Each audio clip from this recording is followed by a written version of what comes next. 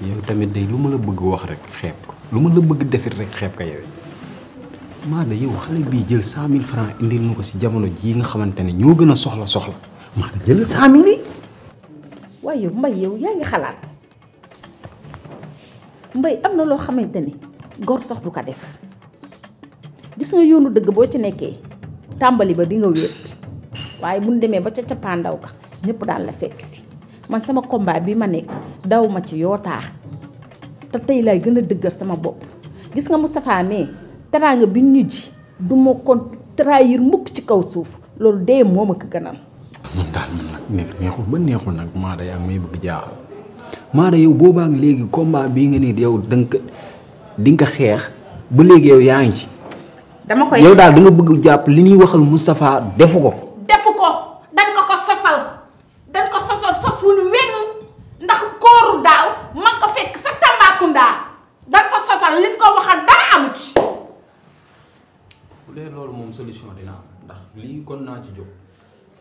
dafa mun ñuy jàppale boobaak léegi situation dag ko ma jàpp ni dëgg la ndeke du dëgg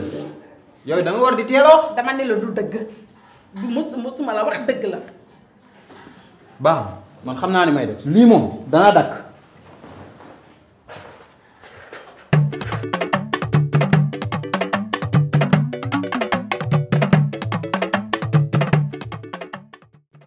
alhamdulilah maa lay ziar ba chef de quartier naka liggéey bi di la jox sa wàccuwaay rek di jéggul nag xam naa du ma yàgg damaa ñëwoon ba nii rek mën a xaaral ma jaar siyaare waale la ndax ba koor gi commencé ba léegi ñoo ngi fële sa wàccuwaay ñoo ngi sa kafe ga ànd ak gone yi di ko def nañ ko doon defee chef de quartier nag dañ lay ñaanal si sóoru ramadan gi ndax sa taxawaay dafa rafet daanaka li ngay daj ci koñ bi metti na chef de quartier certificat de résidence chef de quartier nga daw ñëw chef de quartier lépp chef de quartier te yan bi macha allah yàlla na oyof toll te yan bi sax oyof na ndax nangu nga ko ndax problème yi si koñ bi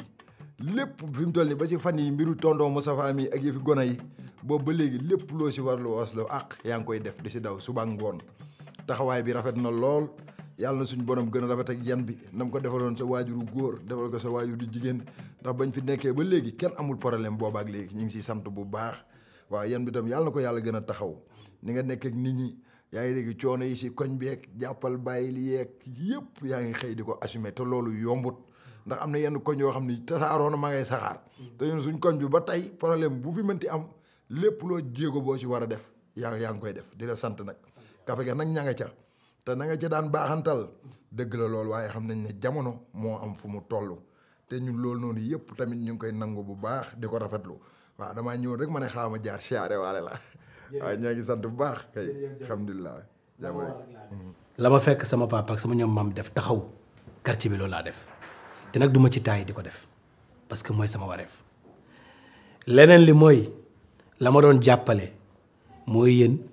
ak waa jàkk ja dëkk bi ne dafa métti yaa ma gën a xam waaye lijjanti naa ba lu toll nag 10 junne ma teg ko ci loxo ngaa la